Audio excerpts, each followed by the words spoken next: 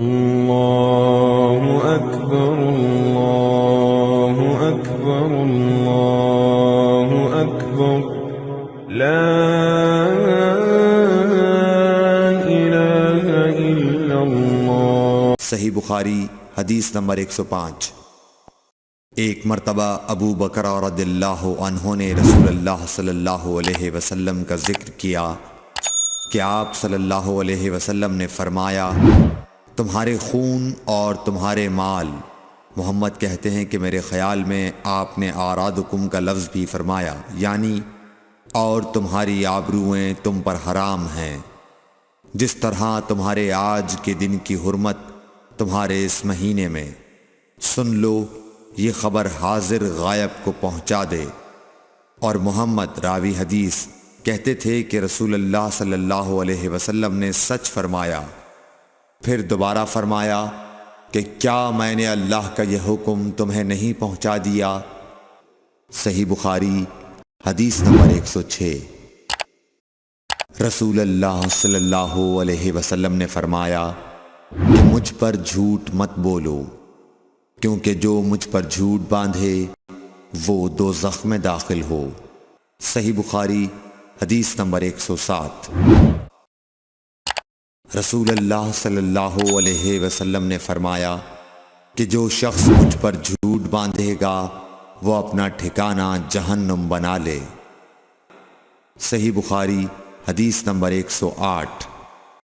نبی اکرم صلی اللہ علیہ وسلم نے فرمایا کہ جو شخص مجھ پر جان بوجھ کر جھوٹ باندھے تو وہ اپنا ٹھکانہ جہنم میں بنا لے۔ صحیح بخاری حدیث نمبر 109۔ رسول اللہ صلی اللہ علیہ وسلم نے فرمایا کہ جو شخص میرے نام سے وہ بات بیان کرے جو میں نے نہیں کہی تو وہ اپنا ٹھکانہ جہنم میں بنا لے۔ صحیح بخاری حدیث نمبر 110۔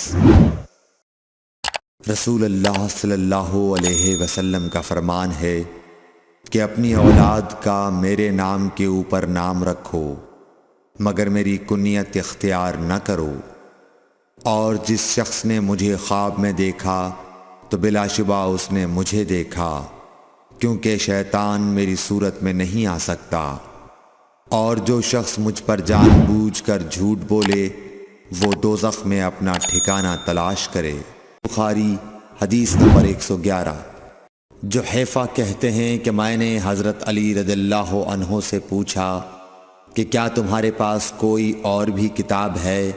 انہوں نے فرمایا کہ نہیں، مگر اللہ کی کتاب قرآن ہے، یا پھر فہم ہے جو وہ ایک مسلمان کو عطا کرتا ہے، یا پھر جو کچھ صحیفے میں ہے۔ میں نے پوچھا اس صحیفے میں کیا ہے؟ انہوں نے فرمایا دیت اور قیدیوں کی رہائی کا بیان ہے، اور یہ حکم کہ مسلمان کافر کے بدلے قتل نہ کیا جائے۔ صحیح بخاری حدیث نمبر 112۔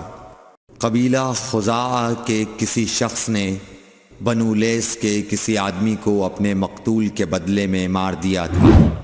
یہ فتح مکہ والے سال کی بات ہے۔ رسول اللہ صلی اللہ علیہ وسلم کو یہ خبر دی گئی۔ آپ نے اپنی اونٹنی پر سوار ہو کر خطبہ پڑھا اور فرمایا کہ اللہ نے مکے سے قتل یا ہاتھی کو روک لیا۔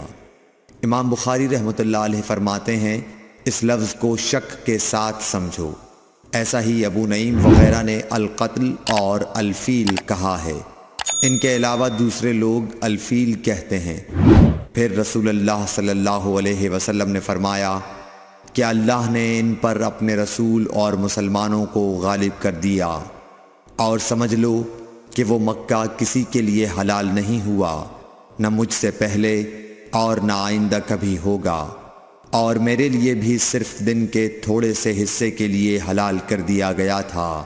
سن لو کہ وہ اس وقت حرام ہے، نہ اس کا کوئی کانٹا توڑا جائے نہ اس کے درخت کاٹے جائیں، اور اس کی گری پڑی چیزیں بھی وہی اٹھائے جس کا منشا یہ ہو کہ وہ اس شے کا تعارف کرا دے گا۔ تو اگر کوئی شخص مارا جائے تو اس کے عزیزوں کو اختیار ہے دو باتوں کا، یا دیت لیں یا بدلہ۔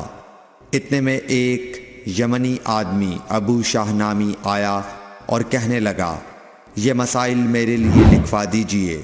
تب آپ نے فرمایا کہ ابو فلاں کے لیے یہ مسائل لکھ دو۔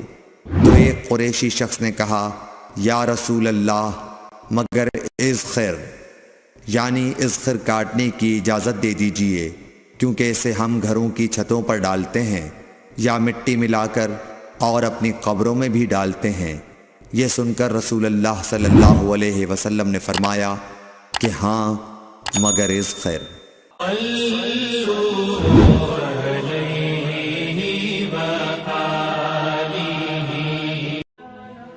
Thanks for watching.